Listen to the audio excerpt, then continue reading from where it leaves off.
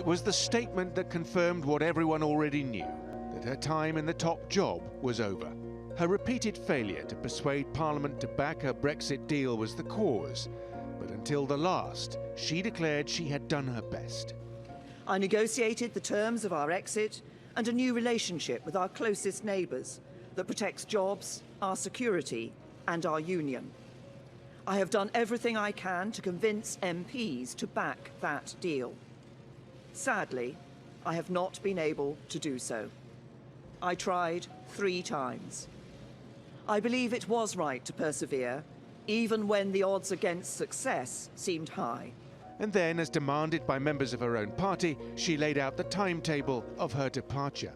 I will resign as leader of the Conservative and Unionist Party on Friday the 7th of June, so that a successor can be chosen.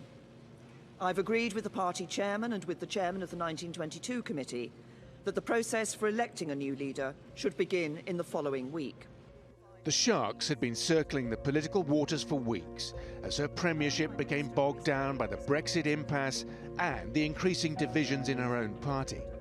There is a long list of potential successors, including current cabinet ministers, with very different opinions of what kind of Brexit deal the UK should pursue. Are you going to be the next Prime Minister?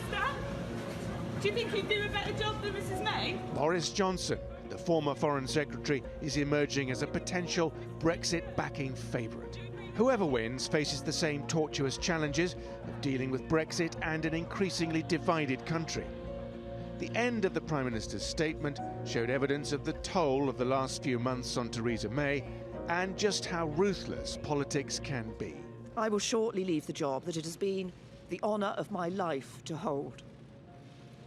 The second female Prime Minister, but certainly not the last.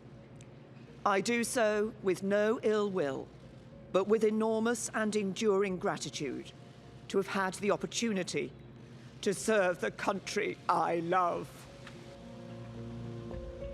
Theresa May is not the first Prime Minister to fall victim to the intractable issue of Britain's relationship with Europe. And who knows, she may not be the last. Simon McGregor-Wood, TRT World. And for more on this now, Steve Keen joins me from Amsterdam. He's an economist and honorary professor at University College London. Steve, thank you for being here with us. Boris Johnson is the clear frontrunner. If he does, in fact, secure the leadership, how likely is a no-deal Brexit? I think it's extremely likely because if you look at how the European Union was designed, it was never designed to shrink. My analogy is it's like an Irish wedding from the 1950s. It's never designed for divorce. And yet the English went into this as if there was a possibility of negotiation. Yanis Varoufakis made it quite clear from his own experience 3 years ago there was no point negotiating, put down an agreement and just say that's it, like a enhanced Norway, that's all you'll offer. Instead, we've just seen May running around in circles, being run around in circles for 3 years, and now, hopefully, finally that's over. I think the only way left is either turn Brexit off, which is unlikely with the Tories in charge, or just barge out of the EU, which is quite likely with Boris Johnson in charge. European stocks were up largely across the board on Friday, but surely this kind of uncertainty can't be good for the economy. Well, I think the uncertainty has been bad for the economy. Is a lack of any idea about investment or expanding its manufacturing base, which has shrunken dramatically, but back by a factor of 2. It's gone from 20% of GDP to 10% while it's been part of the EU and while it's pursued a services-oriented policy. And the idea services would replace the manufacturing sector. So Britain has weakened itself enormously over the last 30 years. And I think it's more that weakening than the uncertainty about Brexit, which has brought the country down. Let's turn to currency. The pound sterling has already suffered a loss of almost 3% this month against the euro. How do you see the currency tracking now that we're going to have a leadership contest? Well, I think the currency has to head down. Again, the currency's been overvalued. The value of the currency has been set by the needs of the financial sector and what they used to call the Dutch disease, which is now quite clearly the UK disease. An overvalued exchange rate benefits the financial sector but damages the manufacturing sector. And that's what's happened. Now, there's been a policy of a strong pound as if Britain was still a world power. It's not, frankly, anymore a world power. And this pretension has meant that it's by having too high a pound, it's undervalued its capacity to compete in a whole range of other industries apart from the finance sector. I think it has to go down, and it won't be a bad thing if it does. You've been critical of Theresa May's handling of this Brexit deal in commentary in the past. Do you think that it's she who did a particularly bad job, or was this destined to fail?